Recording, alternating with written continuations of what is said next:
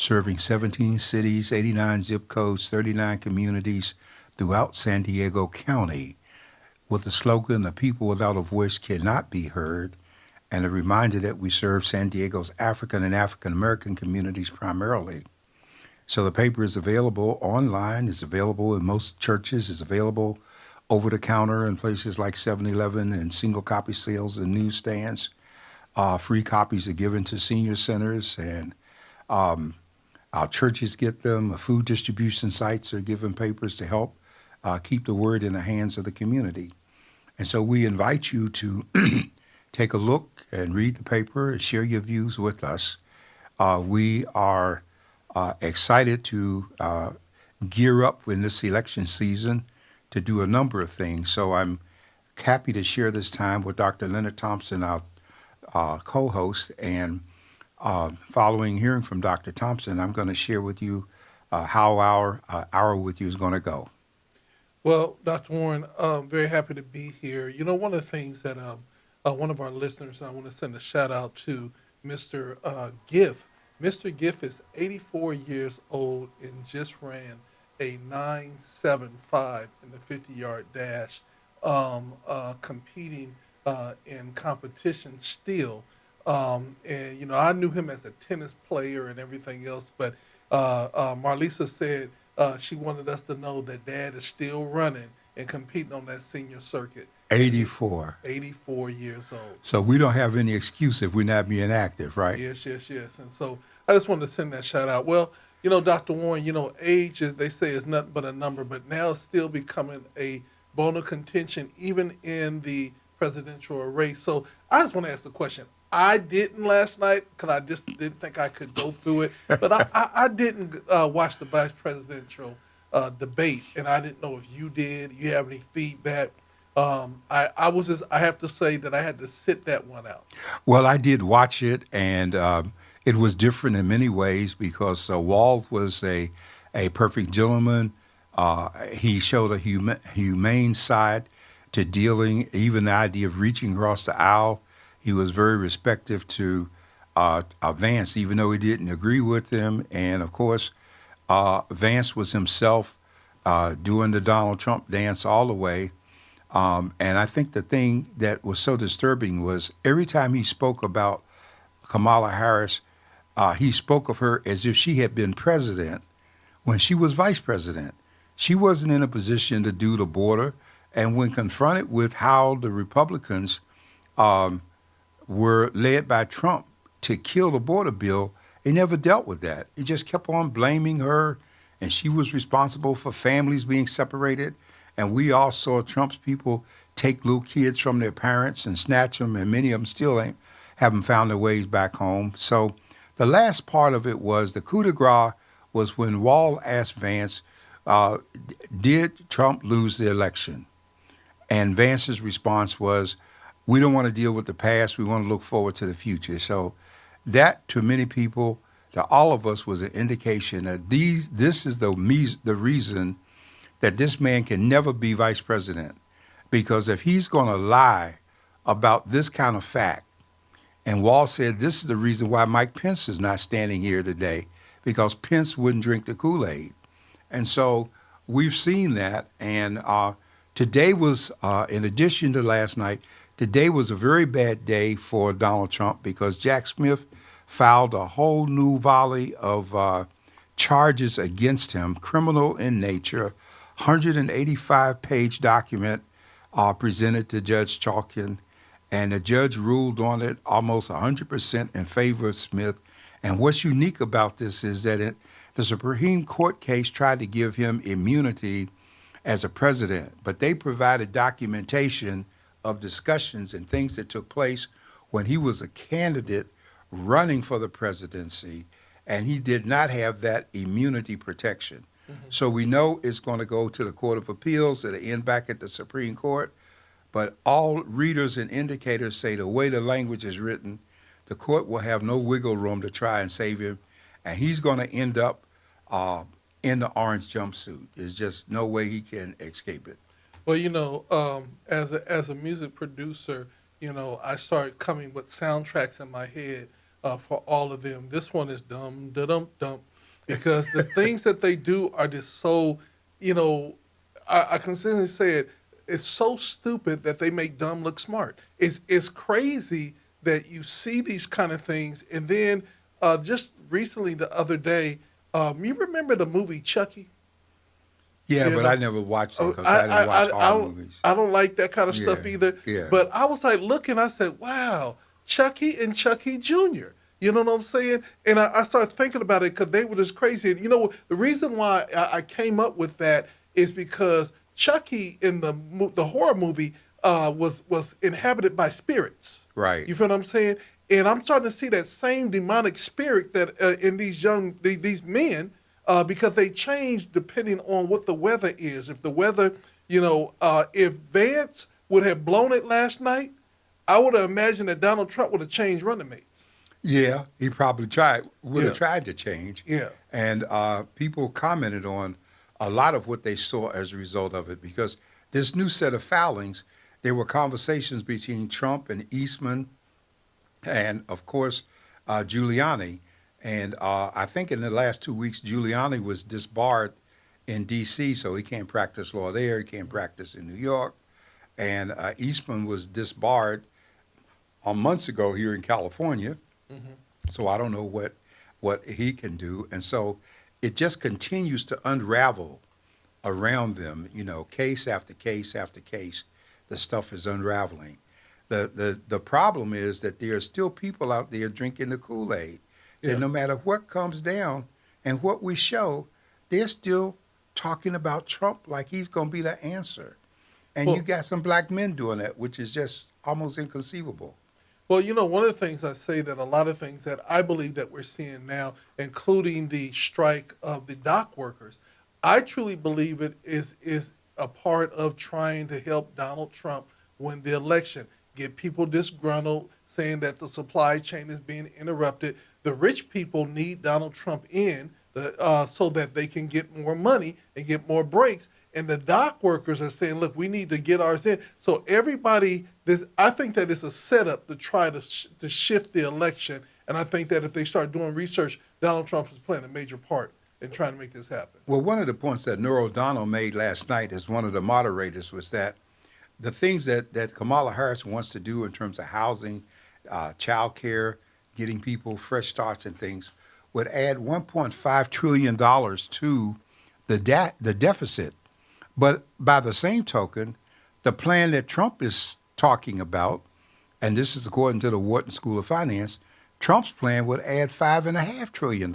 Yeah. And as I heard that, I was remembering that every time in my lifetime I can remember that we went through inflation up or the threat of recession, it was always during a Republican presidency because they were always trying to follow this trickle-down theory when nothing ever really trickled to the people as it should. So these are important times in terms of things that were taking place.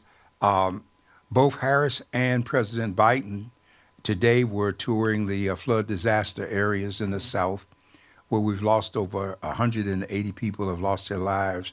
Streets, communities, houses, things have just been washed away, just gone. People talking or seeing their houses go down the street. And a horror story of grandparents and a child on a roof trying to get rescued, and just as they were about to get them, the roof collapsed and they drowned.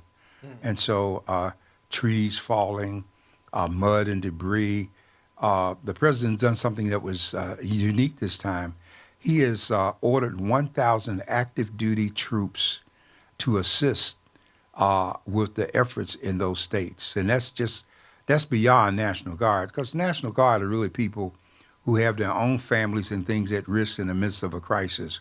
But the disaster areas have been declared, the resources are being rushed in, and in contrast, media commentators are talking about how Trump reacted to such things as the hurricane that hit Puerto Rico, where he went there and he was throwing paper towels at people, or where he refused to do an emergency declaration because he didn't like the governor of North Carolina, I believe, at the time. So you got a lot of crazy activity going on out there, and we here should count our blessings because so much. I mean, a lot of these storms are coming behind other disasters, tornadoes in the area, flooding, people losing their crops, and all kinds of things are happening. This climate change scenario that we seem to want to ignore. So we are blessed here, and we should not only be prayerful, but we should be trying to find a way to send aid if we can to help. And most states are doing that at this point. So, Dr. Warren, as our listeners are all around the world, some of them are in South and North Carolina. What organizations should we be tapping in? Should we do Red Cross? What would be your recommendation of how to get support to those? Well, I think they have some funding sites for Homeland Security. Okay. The Red Cross, is a place that people often turn, but the Red Cross has got a lot of baggage of its own in terms of how it responds and who it helps, and it shouldn't be. They should be, first and foremost, what can we do to help people? And when I think about the Red Cross, I think about Katrina over a decade ago, and how my wife at the time went to Louisiana as a Red Cross volunteer and spent 30 days down there sleeping on the floor and working from sunup to sundown, and in the midst of it, catching racism among the people that were supposed to be working with her just because they thought she was white and realized she was black, because she was watching how they were treating black communities differently as they drove by in the Ninth Ward and the whole bit. So, the racism is not in the institution, it's in the hearts of the people. And one of the things that concerns me that the African American and black communities in San Diego, we need to get signed up as volunteers for the disaster relief components of the county of San Diego, so that when disaster does hit, the people on the streets, some of them look like you and me. If they don't, we're in trouble. And I know that from the experience of having been on the streets during the riots for 21 days when Dr. King was killed, and being a federal troop in a community where you lived and grew up. And so we just can't take stuff for granted at this point. We need to be conscious. We need to be getting some basic supplies, some bags of rice, beans, some water. If you get distilled water, you can keep it indefinitely, because spring water will develop issues. But purified water is there. And you need to have these things, battery-powered flashlights, if you will, little portable burners and pots. Because if you can't do anything else, you can boil some rice, which is what a lot of our neighbors can do, who are prepared for such a time. And we need to get prepared and help others get prepared, So tell me, if you wanted to volunteer for the disaster relief program with the county, is it just that you go to the county and say disaster relief, or how do you get signed up? Well, the county has a disaster service, Office of Disaster Preparedness. But I would think, to be on the safe side, I would get with my member of the Board of Supervisors and have them ensure the walkthrough, sign-up, training, inclusion process. Because many times the people in charge of the various entities are the ones who are the greatest obstacle to helping it reach out and add the people that should be there. Okay. And so I think it's important. All right, so that's one thing about it. Before a problem happens, let's get involved, let's get prepared, and let's be a part of the solution instead of part of the problem. We can't complain about how people are being treated if we don't want to be out there to support and to help people. And we need to get the food and the water and the canned goods and be prepared. Yeah. So maybe you got to pass up some McDonald's and KFC and Popeye trips to set that money aside and have those things in your home prepared for what's coming, because it is going to come. Now, one of the things about I have to say is that our grandparents always ask the question, why do they got 4 freezers? 4 freezers. And if you go to any of the freezers, they was always full of food. And I said, and one person said, because if anything ever happens, we won't go hungry. Yeah, but see, now the problem with that is that if you have a home and you have a freezer, you better consider what kind of generator you have. Yeah. Because if the power goes out and that food spoils, that's no good. I mean, I've experienced that. I had lost a whole freezer full of food on one occasion behind that kind of stuff. And I watch the commercials when they have like the Gen Air generators on. Yeah. Okay, and because it used to be the generators were basically gasoline powered, Yeah. and gasoline didn't last but so long. Mm-hmm. And when we were on Euclid, the Voice and Viewpoint, we maintain a generator there because a lot of times people, if somebody hit a transformer box, the power went out, and we still needed to meet our deadline. Yeah. So we had a generator so that we could sit the generator out back and run the cords in and still have lights in the computers and still be able to work. But we don't need to wait until we get to that level of disaster. Yeah. And so, as you know, for many years we sold survival bags with all kind of supplies, and I'm stocking up again to start making those available because they had food and water for two people for 3 days, and first aid supplies, and water purification tablets, and matches and gloves, and just a whole lot of necessary things like Mylar blankets, you know, the kind that we saw them wrapping the kids in at the detention centers. And so we put all of this stuff together, and we were making it available. Of course, we were doing it before. Now they all in Thrifties and Walmarts, and everybody's got one.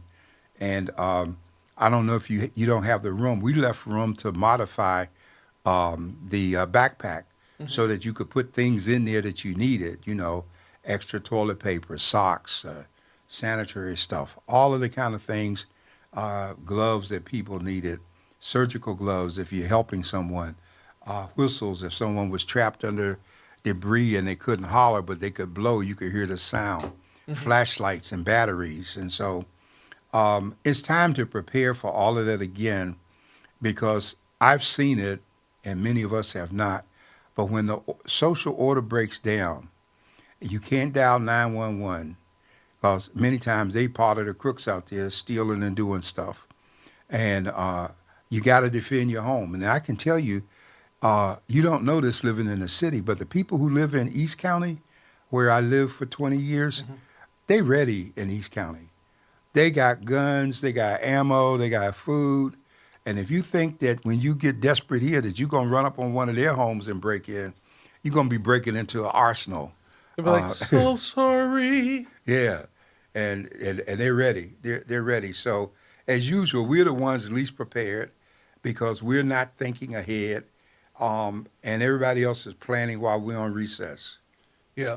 Well, with that being said, Dr. Warren, this is election year, the presidential election year. Every year we have an election, but this is the presidential election year, and so much is going on. I know that there's the big election that we got to get the right president in, but the biggest thing is that we got to get the right Congress people in, the right senators in, and go all the way down the ballot. Now, we're going to continue moving forward with our propositions here locally, and just to go through it. So, Dr. Warren, last week, I'm putting it up on the screen for those that can see it.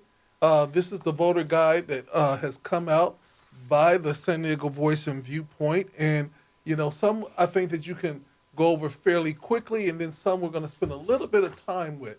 So did you want to revisit any of the props that we talked about last week? Yeah, I did want to revisit, you know, and I want to say that last Thursday at ECC, there was a panel put together by a coalition of organizations, ACLU, Urban League, NAACP, San Diego Organizing Project, BayPAC, and there were panelists there, the Doug Oten, an attorney, Lechala, former attorney, ACLU representatives, and all of these people were there talking about different propositions, but they really didn't get a long ways into it. And so we did a number of propositions here last week. I wanted to go back and remind us, now that the voting guide has been put out by the state, I got one in the mail. I'm going to just point out some things for you. One in particular, Proposition 5, okay? because Proposition 5 is important since the whole idea that it would allow local bonds for affordable housing and public infrastructure with a 55% voter improvement rate. Now, what's key about that is the bonds could be used for a lot of things. Most of the bonds would add $10 billion to the state debt. But the unique thing here is that because this bond represents a constitutional amendment, normally it needed 60% of all the voters in order to pass. Prop 5 would change that number from 60 to 55%, making it more likely that a plurality of residents of the state voting could make the difference and have the item pass. So that's the important advantage of that, and I think that it's something that we should look at in terms of supporting. Proposition 6 eliminates involuntary servitude for incarcerated persons in the state of California. And Let me go over to that. that we talked, I think we touched on it, but I want to remind us that a lot of people say, well, what do you mean servitude? We didn't have slavery in California. Well, under the 13th Amendment, I believe, to the U.S. Constitution, involuntary servitude is permitted for people who are convicted of a crime. So those who are in jail, they can be forced to work for free or basically for nothing. And what this proposition does is it amends the California Constitution to eliminate involuntary servitude. So that means that if you have people who are in prison and you have them working, there has to be an agreed upon salary that they're going to be paid for the work they do. Okay. And so some people raise the question then, well, what do we do? What's the impact? Well, in some cases, people will be allowed to get credit for their work time toward their time served. So instead of getting paid money, they can get time off of their sentences. And that's something that the Department of Corrections will probably be interested in. And it's the kind of thing that you should probably, take a close look at and see what do you think about it and how do you feel and if it's going to make any real difference. Okay. Now, I want to go from Proposition 6 to 32. Okay. And I'm hitting the ones that are high-profile activity that people are concerned about. Okay. Under Proposition 32, we have a situation where there would have to be a California minimum wage, okay? Employers with 26 or more employees would pay $17 an hour for the remainder of 2024 and $18 an hour beginning on January 1, 2025. Now, California's current minimum wage is $16 per hour. And I shared last week, this is important because the federal minimum wage is only $7.50 an hour. So that means that you could be working in McDonald's in California getting $20 an hour for flipping burgers, and you could be working in a McDonald's back in Alabama, Mississippi, or Georgia and still getting just $7 or $8 an hour, okay? But the wages got driven up here post-pandemic because when the restaurants tried to open up again and get back on track, customers were coming back, but they didn't have any dishwashers, they didn't have any workers, they didn't have servers, and then there was this whole issue about tips, and so Trump has been arguing, I'm not going to tax your tips, but it's all a bigger picture than that. So $18 an hour would be the minimum wage starting in 2026, if you will, and $17 an hour starting next year in 2025. And so this is a higher wages would have less workers who would have less than $18 an hour would instead make $18 or more by 2026. And so, of course, labor is for this. Also, it means that the price of the cost of these increases are going to be passed on to us, okay? And so I remember the other day I stopped at KFC to get a pint of coleslaw because I wanted it. A pint of coleslaw that used to cost you maybe $3 or $4 is now costing $7.70. So everything is up as they are trying to pass it on to the customer. And you need to look at, are you a working person? How are you impacted by this? And you make the decision on how you vote on this proposition based on your situation, not based on somebody knocking on your door and smiling and telling you they're your friend and how much they like you and how much they've missed you since the last time you voted. That's not something that you want to be about. You want to be ready for this, okay? And so the only way you can be ready is get ready now. Uh, that's a biggie. I guess we should also tell people, Dr. Thompson, that if you have a question or comment, you can call us at 858-251-6111 or go to godradio1.com and reach us on the internet in terms of what we're doing. So we want to continue down this road. I think that we had another big one. We all know that Prop 33 is the elephant in the room. Prop 33 is an effort to do another housing, a rental adjustment to make some adjustments to the Acosta-Hawkins Act of 1995.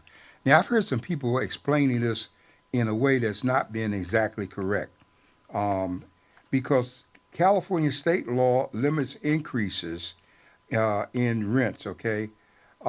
It prevents landlords from increasing a tenant rent by more than 5% plus inflation up to a total of 10% in a year, okay? But here's the kicker.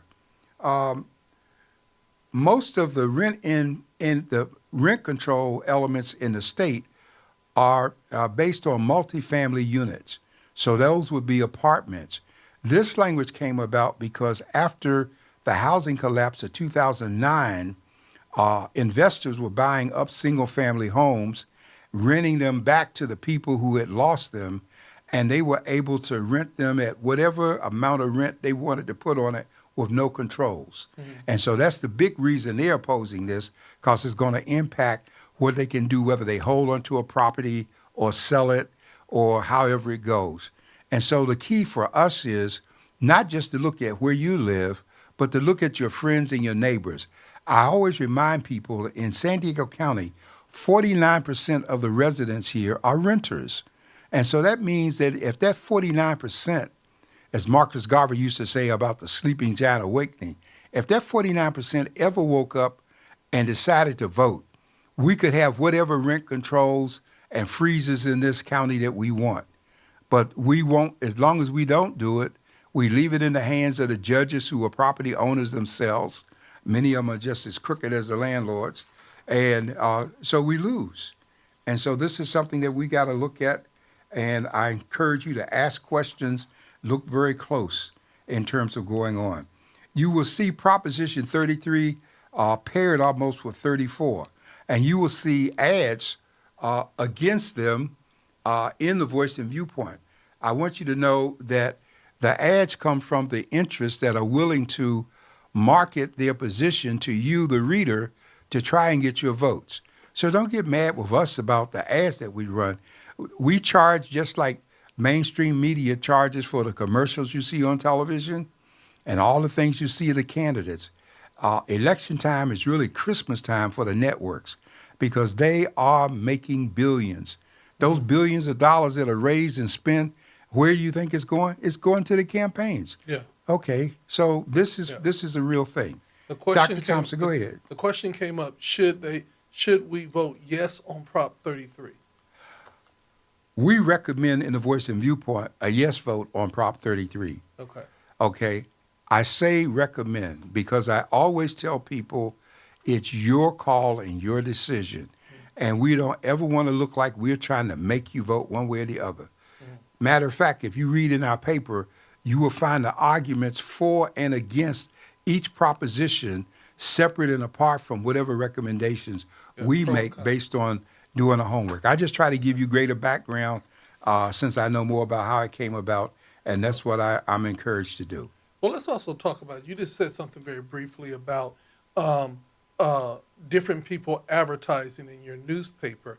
Could you explain that to people? Because sometimes, like on our radio station, we will take information pieces from the voter registrar, but we don't actually take candidates' advertisement for the reason that you're saying here, that there are people that are advertising in your newspaper that might not be somebody you agree with, but is advertisement. Well, our paper is the same as the LA Times, the San Francisco Chronicle, or the Union Tribune.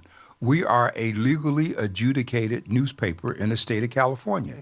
And all papers under the First Amendment, matter of fact, California is the only state in the union that puts a tax on newspapers, in effect taxing the First Amendment, because I have to pay a tax on every paper that's sold. And we don't give our papers away like that. We sell them. We do give some to people because of our commitment to having an informed community. And so, yes, if you have an interest group and you have an issue that you want to encourage people to vote on, let's just take city measuring here in San Diego. The city of San Diego, the measure dealing with the Ethics Commission, all right? If you are a strong proponent of a stronger ethnic commission and you want to make sure people vote, then you're going to remind folks that that's a measure C, I believe it is, on the ballot. So you want people to be aware of it and not miss the chance to vote on it. And so you can buy an ad in our paper and we will run it. But the fact that we run your ad does not mean that we subscribe to it. That's why every ad by law has to put down there who is paid for by. And the paid for people are the sponsoring people that make it happen. You look at your Christian programming on a Sunday morning, and just before one of the programs come on, there will be a disclaimer given by the station that this does not represent the views of the station. And so that means the people have bought the time and they have a right to use the time to promote what they want to do. That's what we do. So we will take time from the supporters. We will take time from the opponents. Yeah. All right. But we are free to make a decision ourselves. And some of my recommendations that I make are contrary to people who have bought ads in our paper are advocating the opposite of our recommendation. So one of the things I want people to understand is that because of the legality of advertisement and everything of that nature, whatever the price that is set for a one-page ad, that same price goes for everybody who comes for that one-page ad. So that means that everybody, during the election, you can't say, well, because I'm supporting this candidate, I'm going to give you your ad for $5, and then somebody else come up and say, well, that's a $5,000 ad. You literally have to keep that the same, and then they can come in and buy it. But if you say, you know what, we're not taking any of those ads, then no one can come in and force it. But if you take one, you got to take them all. Well, to put it in an abbreviated legal form, Dr. Thompson, if you give a discount to one entity that you don't give to another, it's considered by the Commission on the Political Commission on Finance, it's considered a contribution. Yeah. And so if you don't want to do that, and we had a major scandal years ago when the former Congressman Filner was running, and he got an ad package from the Union Tribune that was different than what other people were getting, and a lawsuit was filed.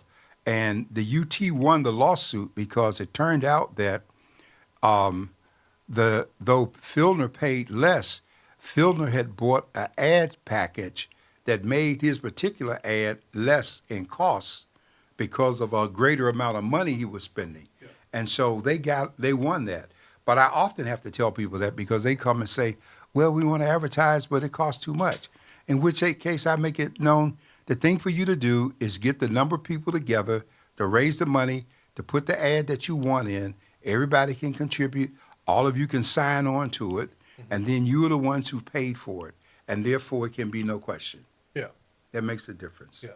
And Okay. so, a lot of times people don't realize how convoluted politics is and how difficult and so many rules that you have to follow just to stay legal in this time and season. Well, even when you try to follow all the rules, you can still run into issues, Yeah. I've run into issues at different times, no matter how careful I tried to be. Even when I've had lawyers doing campaign finance and looking over my shoulder, you still can have errors because there are people looking to see did you sneeze, did you cough, did you cover your mouth, It's just all kinds of stuff that are done. I want to say something about Prop 35 because what I'm giving you on these propositions right now, most people are not going to give you in the kind of detail. Prop 35 provides permanent funding for Medi-Cal health care services. Okay, and what that means in effect is we got a number of managed care plans. I'm not going to call names, so I can't get into a legal issue, but you can think about them. They're all over the place, okay? And what happens with Medicare, most people don't realize it, the federal government contributes so much to Medi-Cal, so much to Medi-Cal. The federal government contributes so much to Medi-Cal. And then the managed care plans in the state are taxed by the state in proportion to what's coming in. The problem is from year to year, you can never know how much money is coming in from Medi-Cal, and so the state can't know how much it's going to get from the managed plans, number one. Number two, many times the managed plans are allowed to take the money that they make from their plans and take those dollars and spend them out of state doing other things, okay? And so that gets to be an issue for us too. Because what happens is with this proposition, the state is going to fix a tax amount on the managed care plans, and the state is going to put some guidelines in that carries penalties for some conduct surrounding how they operate. So heretofore, they were able to make the money in California and maybe spend 90% of it out of state. Now they're going to have to spend the profit or proceeds in state, number one, and it's going to be monitored to see how much of what they make is funneled back into actual patient care so that what they are doing is helping the very people who are in the program and not using the program to make money for themselves. And so that's why I suggest that we should be really voting in favor of this particular plan, okay? It's going to increase the cost to the state by about $1 to $2 billion to implement the funding change, okay? Mm-hmm. But it's going to be worth it in the long haul because with more going in, it's going to reduce the patient needs and output, and it's going to balance, just like we're looking for such changes under Affordable Care Act, okay? Anything on that one as a question or anything? No questions on that one. Okay. Now, the next big one here is really a big issue, and it's the last of the propositions, and then I'm going to get into some individual people trying to run for office and whether or not they should be voted for. But Proposition 36 allows felony charges and increases in sentences for certain drug and theft crimes. And this is intended to be a modification of Prop 47. Now, Prop 47 was passed some years ago by the state, and what it did was it decriminalized a number of offenses. So where you might have had a felony charge for X amount of marijuana on you, if you didn't have enough to be a distributor, then you got a citation and you were told to show up in court. Now, what some people don't realize is that the reason for the decriminalizing, and so if you had a theft that you stole something and the value was less than $950, then that was a misdemeanor. This new law will increase those things and restore some of the criminal penalties. Now, let's look at how we got to 47 in the first place. We got to Proposition 47 because the federal government had the California prison system in receivership because of how prisoners were being treated, the lack of health care, the illnesses, the deaths, and the whole bit. And so they had to reduce the number of people in state prison, and the way the state did that was it reduced certain crimes from felonies to misdemeanors, shifted the people to county and municipal jails, thereby reducing the number of folks that were in the state penitentiary. And at the same time, let's remember how we got more people in there in the first place. It was a law enforcement lobby that pushed some 20 years ago to have 3 strikes implemented. And all of a sudden, people were going to jail for stuff they had done a long time ago, and it shouldn't have been, but they were getting a strike for anything, sneezing or whatever. And even that was illegal in many respects because the law says under the Eighth Amendment that you cannot have ex post facto lawmaking. So if I stole a pack of cigarettes 15 years ago and I'm standing in front of the judge for something today, you can't reach back and say, oh, by the way, you stole some cigarettes, so we're going to make that a strike against you now. That's retroactive, and that can't be. And so that kind of stuff has been outlawed. What brought this about is, and I like for people to see the inside track, what happened is following the pandemic, more and more people were shopping online, which meant that fewer people were using brick and mortar stores. And brick and mortar stores that were selling products online, they were seeing a decline in revenue in their brick and mortar locations.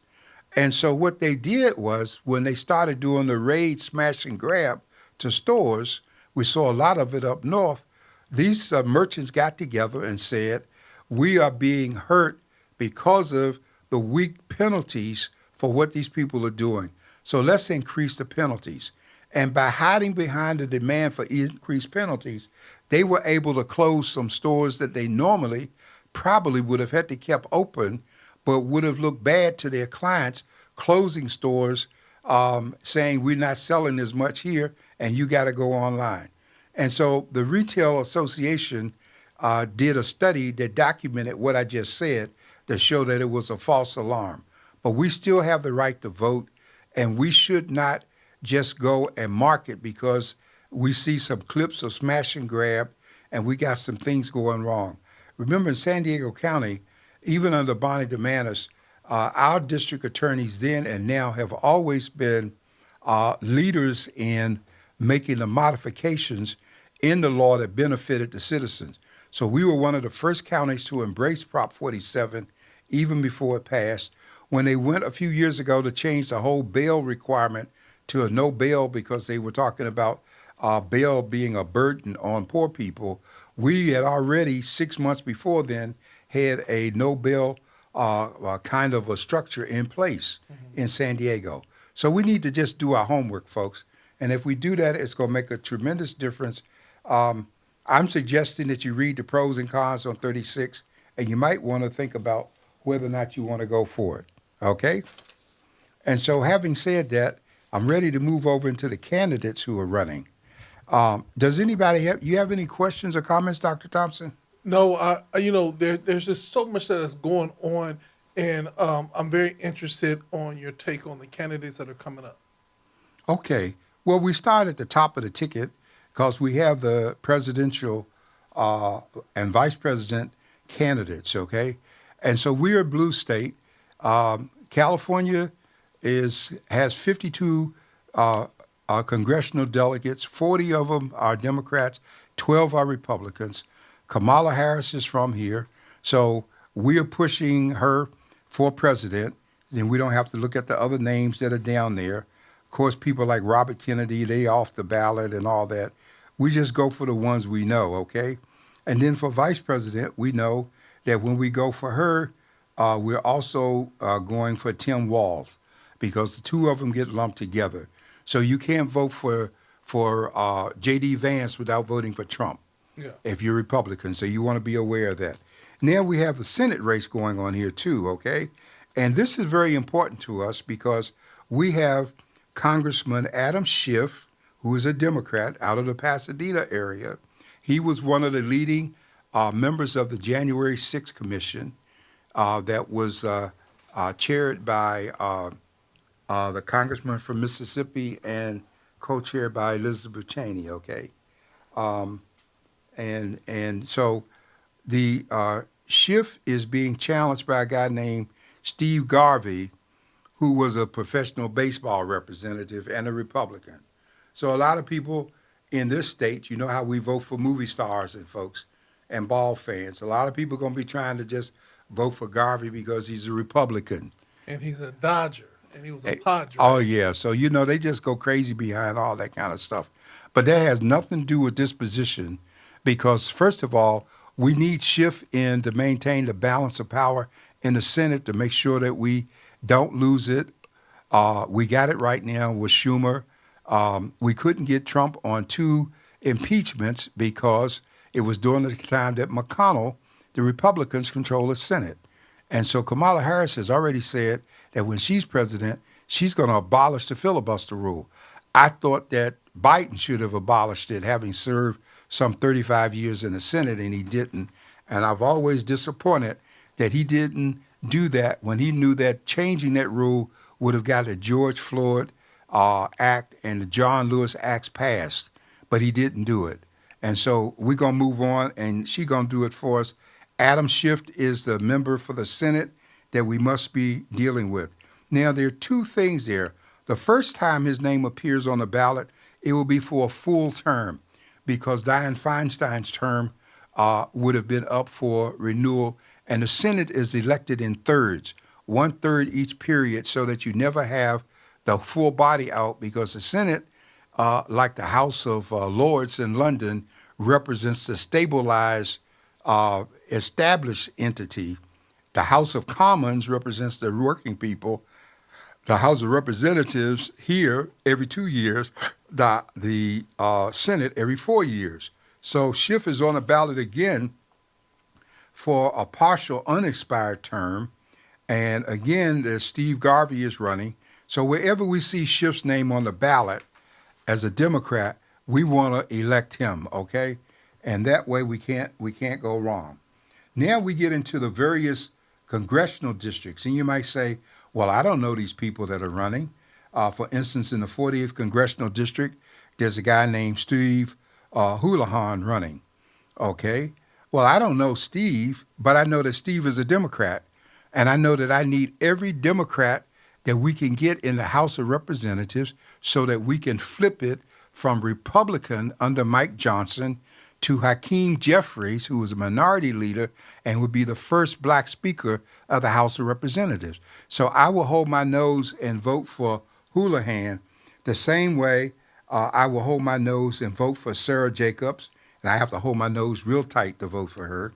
The same way I vote for Scott Peters and Juan Vargas and Mike Levine. I'm voting for all of them because they are Democrats, and we are only like 1 or 2 Democratic votes away from getting control of the House. Understand this, folks. Kamala Harris can win the popular election. She can end up with a margin in the Electoral College. But let's remember what happened before. Only because Mike Pence would not do Donald Trump's bidding did he move ahead since the vice president is president of the Senate, and he moved ahead for the certification. If we don't have the Senate and if we don't have the House, Mike Johnson will move to do everything he can. Part of the great plan is what Trump is already doing in Georgia. His 3 electorates that he got elected to the Board of Elections have now made a new rule calling for millions of votes in the state to be counted by hand. That's going to be a nightmare. And the whole idea, Trump is no longer focusing on trying to win. Trump's whole plan right now is, how do I stop the certification?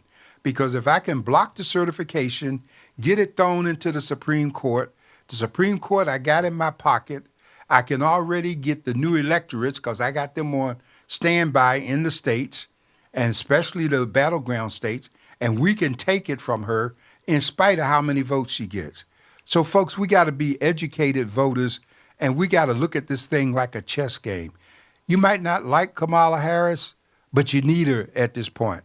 And the alternative is Trump, and he should be in an orange jumpsuit instead of taking the oath of office from behind bars.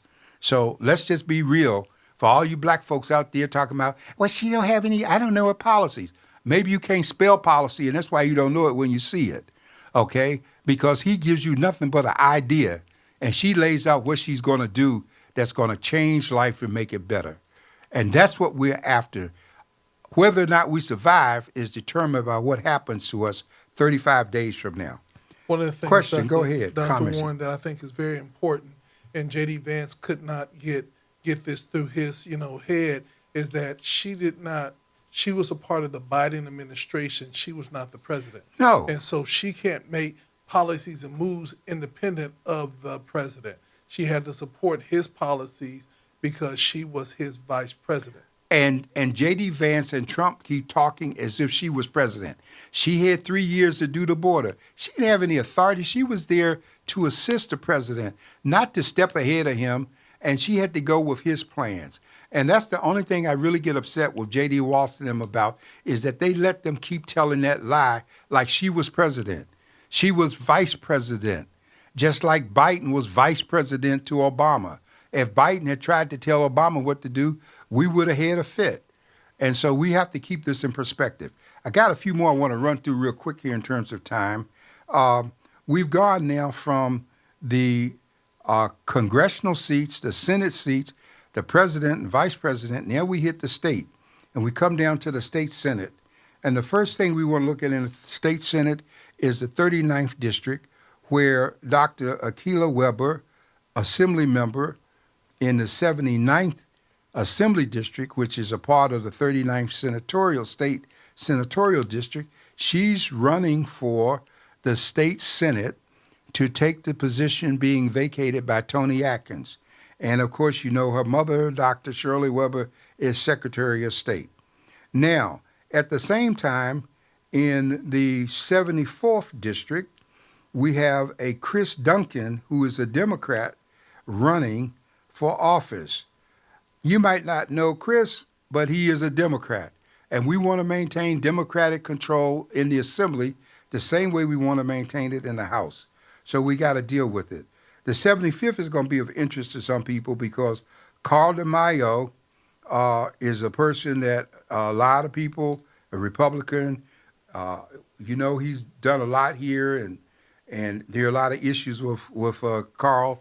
You decide for yourself what you want to do for Carl. I'm not even going to get into that. In the 76th Assembly District, there's a lady running of Indian descent by the name of Darshana Patel, and she happens to be a Democrat. And I think that she should be supported because we need that support. In the 77th Assembly District, we have Tasha Borner, and she's a Democrat. So we're looking for Democrats. In the 78th Assembly District, we have former council member Chris Ward running. And so we need to have him. And then in the 79th, we have our own favorite daughter, Lachey Sharp Collins, running, taking the position of Akilah Weber, who's going now, if she's elected to the Senate, from the Assembly to the Senate.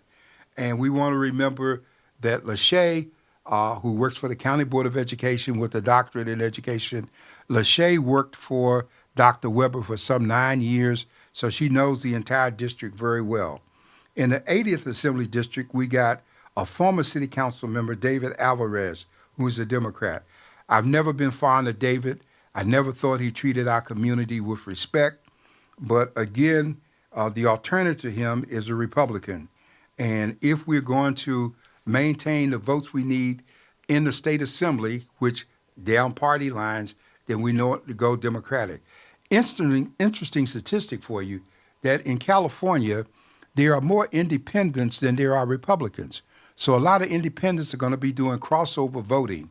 And it's important that we're giving an idea of where we're going and what we're doing. For the County Board of Education, we're looking at Guadalupe Gonzalez. And many of us might not know her, but all indications are that she's the kind of person that can be of some help. And so we're going to be going down through these various cities. Some of them we're going to have recommendations because we know the people. In some places we're not going to have recommendations because we don't know them and we're not as concerned about them. One of the positions that I recently made a change in was for the San Diego City Attorney's Office. I have for many years been a supporter of Brian Mainshine. He's termed out in the Assembly. He's running for city attorney. But Brian recently did a double cross on a matter before the legislature, and I tried to talk to him about it and could only get his staff, and they got it passed, and we were fortunate enough, those of us statewide who felt differently, to get the governor to do a veto. I'm not going to vote for a person that's in a position that can't talk to me, that's going to vote against my interests, and then they want to move to another position. So he advocated the support here, and it goes to Heather, who is a current member of the city attorney's staff, and she's the one running to replace Meyer Elliott, since Meyer Elliott has termed out and she can't run it anymore. Okay, and so let me skip over that to our board of supervisors. We have three races. We have Joe Anderson running, and he's from the East County position. And though Joe is a Republican, he's always been a supportive Republican. And I think the key to the Board of Supervisors is to be able to count to three. So we're going to endorse Joel.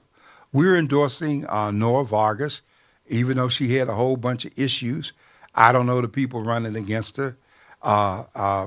Everybody's entitled to some forgiveness, I think. And I don't mean for that to sound contradictory in terms of what I just said about Mainshine, because that's a whole different ball game. But Vargas is the chair right now, and the vice chair for now in a democratically controlled board of supervisors is Tara Lawson-Rima. And Tara Lawson-Rima in District 3 of the Board of Supervisors is running against Kevin Faulkner. And Kevin Faulkner's got slick. He got an ad up with a picture of him shaking hands with President Obama. So what? Kevin Faulkner is Republican. He's looking for a job.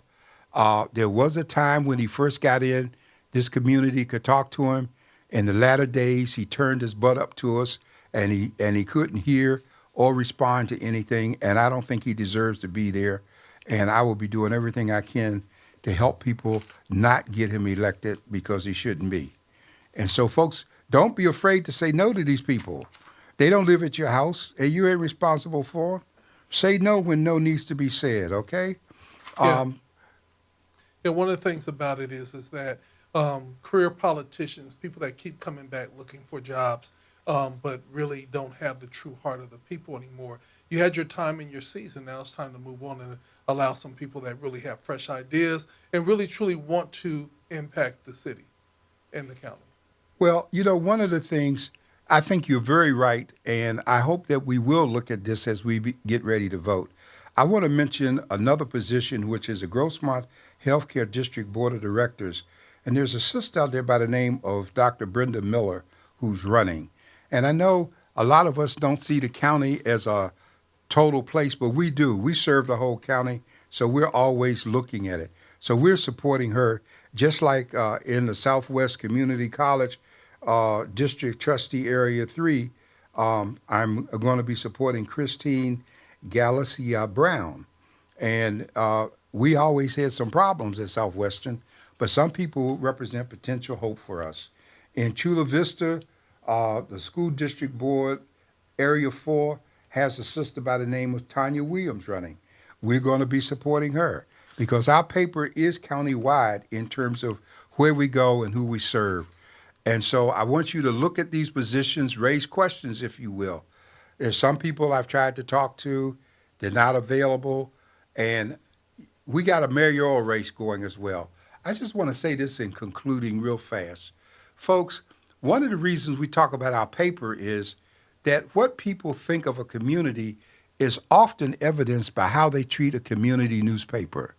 And if somebody tells you that they just love us, but they don't even put an ad in our paper for a campaign to reach you, it's not that we need their money, it's the principle, because they find a way to reach white folks where they are. So why should you pledge to somebody in advance who gives you nothing but a smile and a pat on the head, and then after they're in, you can't reach them, okay? And so this is important. We got a mayoral race that's going to be closer than you think. Even following the debate, Larry Turner was about 34% in the poll, and Todd Gloria is 37%. And last Friday, a strange thing happened on the way to the forum. A certain person gave $1 million to the Log Cabin Society here. I think it's the Log Cabin, was another Republican club, to create a PAC to support Larry Turner against Todd Gloria. That's $1 million infusion that Larry Turner didn't have to even see, he's not supposed to know about, but it's being done separate from his campaign. And I have yet to see one ad from Todd Gloria. And I hear the speeches. And Larry Turner happens to be a retired lieutenant colonel in the Marines, 23 years, looks military, looks simplified. He's going to get some votes just so that nobody going to ask him about policy. Then he's an 8-year police officer. The POA is certainly going to support him. I don't care what signs they put up. When the blue badge pulls the screen, it's going to vote Turner. And so I believe that we're on the verge of getting a new mayor. And I think that Gloria has done some good, but I think that he's been surrounded by some people who didn't understand how they should promote a person in that position. I have not been happy with his choice for a COO, Eric Dargins. I don't think he's done what he could. I think one of his best selections was Walls for police chief. But for a person who, in a strong mayor form of government, has control over departments and the person over departments, it's been a pretty sad look in many ways. So having said these things, you can now get the Voice and Viewpoint news bites online almost daily, our newsletter. You can download the app. You can call us. You can send us a letter to the editor. We now do video clips. We got a clip up from last week called The Elephant in the Room. It's not the Republican Party. You're going to see more live videos on our website, and we invite you to just be in touch. And I thank you for listening this evening, and you just about cost me my voice. With that being said, this is from the desk of the editor. Y'all have a blessed evening.